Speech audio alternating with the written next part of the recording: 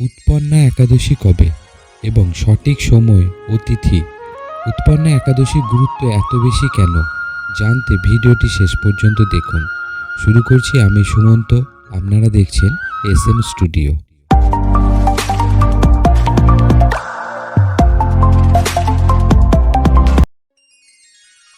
প্রতি মাসের শুক্লপক্ষ ও কৃষ্ণপক্ষের একাদশী তিথির বিশেষ তাৎপর্য রয়েছে। এই বিশেষ দিনটিকে ভগবান বিষ্ণুর উপাসনার জন্য উৎসর্গ করা হয়।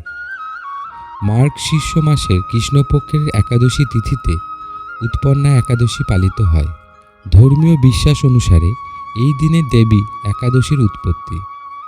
উৎপন্না একাদশীর দিন ভগবান বিষ্ণুর আরাধনা ও উপবাস করলে পূর্ণ ফল পাওয়া যায় এবং জীবনে সুখ সমৃদ্ধি আসে। গ্রিক পঞ্চাঙ্গ অনুসারে এই বছরের 26শে নভেম্বর উৎপন্না একাদশী 3টি শুভ যোগে পালিত হবে। আসুন জেনে নিই উৎপন্না একাদশীর সঠিক তারিখ, শুভ সময়, পূজা পদ্ধতি এবং পরাণের সময়।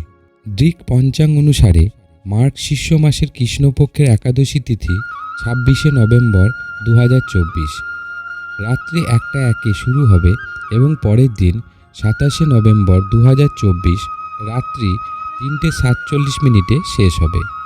এমন পরিস্থিতিতে উদয় তিথি অনুসারে 2024 সালের 26শে নভেম্বর উৎপন্না একাদশীর উপবাস পালন করা হবে। শুভ যোগ 26শে নভেম্বর 2024 উৎপন্না একাদশীর দিনে প্রীতি যোগ, আয়ুষ্মান যোগ এবং দীপঙ্কর যোগ সহ 3 শুভ যোগ গঠিত হচ্ছে।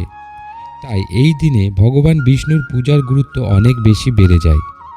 পরাণের সময় 26শে নভেম্বর যারা উৎপন্না একাদশীর উপবাস পালন করেন তারা 27শে নভেম্বর 2024 তারিখে দ্বাদশী তিথিতে দুপুর 1টা 2 থেকে 3টে 7 পর্যন্ত উপবাস ভঙ্গ করতে পারেন।